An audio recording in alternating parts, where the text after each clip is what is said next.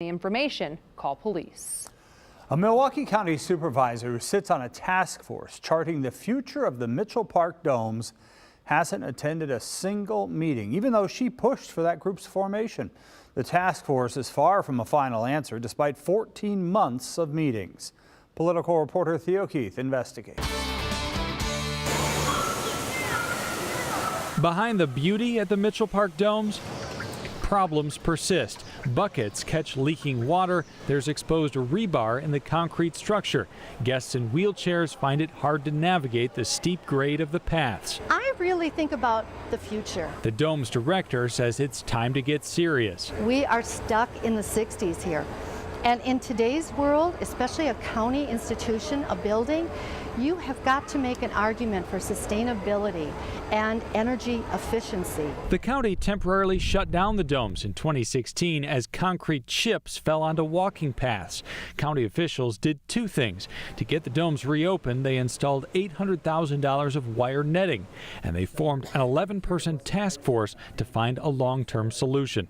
The group has met at the domes for 14 months, but is not close to a final proposal. Haas. Here. Kowalski. Here. One thing's been the same at all 10 meetings. According to the minutes, County Supervisor and Task Force member Peggy West hasn't been to a single one. West. She's on the task force because she represents a district that includes the domes.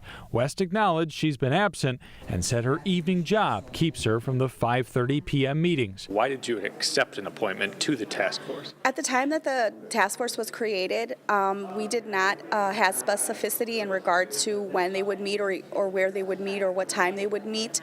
And it seemed unfair to me for me to ask them to rearrange their schedule to meet mine. West says she gets updates from fellow members. There will be an opportunity for public comment. But don't count Task Force Chairman Bill Lynch among them. You'll have to discuss this with her. I have not had any face-to-face discussion with her. I attempted to meet with her a couple of times, but it didn't work out. Lynch told me that one of the times, West was a no-show. I have no issue meeting with Bill Lynch, and unfortunately that day it was relayed to him that I had an emergency, a family emergency. West says she apologized to Lynch. The meeting wasn't rescheduled. I feel like as a task force member, regardless of my attendance, I've been effective. For the task force, the clock is ticking. The netting that the county installed has a 5-year warranty, and they're already 2 years into that 5-year period. But the group is taking its time.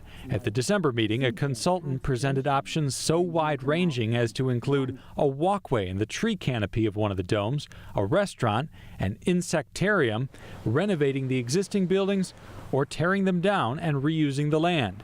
Jason Haas is the only county supervisor besides West on the task force. Has it gone as quickly as you would have liked it to? I'm with the government now, so I know that things take time.